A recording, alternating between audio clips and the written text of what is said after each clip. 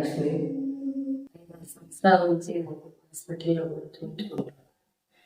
ఈ ఊపిరితిత్తు ఒకటి ఫెయిల్ అయిందని చెప్పారు, కానీ మందులు వాడాను, కానీ నాకేమీ సగం కనపడలేదు. నేను కనుమల తోటకు వచ్చి వెళ్ళాను. ఇదివరకు కూడా చూపించుకున్నంత కనుమల తోటకు వచ్చిన తర్వాత నాకు బాగుంది. తర్వాత మందులు మానుకున్నాను.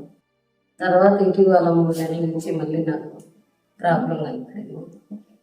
వెళ్ళాను, హాస్పిటల్కి వెళ్ళాను, టెస్టులు అన్నీ తీశారు, కానీ ఏం చెప్పలేదు. కాకపోతే టెస్టులు ఇంకా తీయాలన్నాను. నేను మళ్ళీ కూడా 1 నెల తర్వాత వెళ్ళిన తర్వాత ఇంకా ఏమి తీయాలా చేయాలా అని అనుకున్నాను. నాకైతే ఓపిక లేదు, లేదు, మంచంలోనే ఉన్నాను. 2 నెలలు మంచంలోనే ఉన్నాను, లేవలేదు.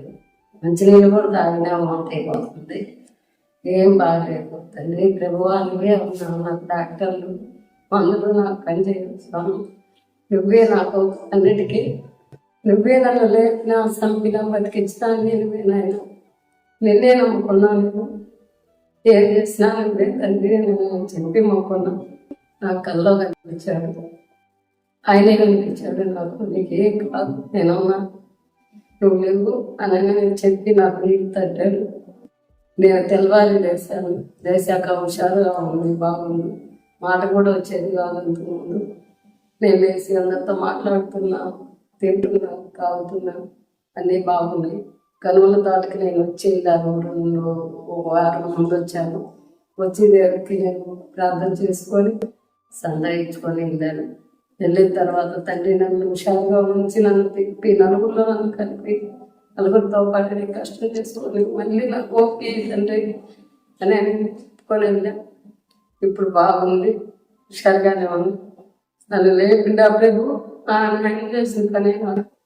ఏ డాక్టర్లు కూడా నాకు నయం చేయలేదు, డాక్టర్ల మందులు నాకు ఏం పని చేయలేదు.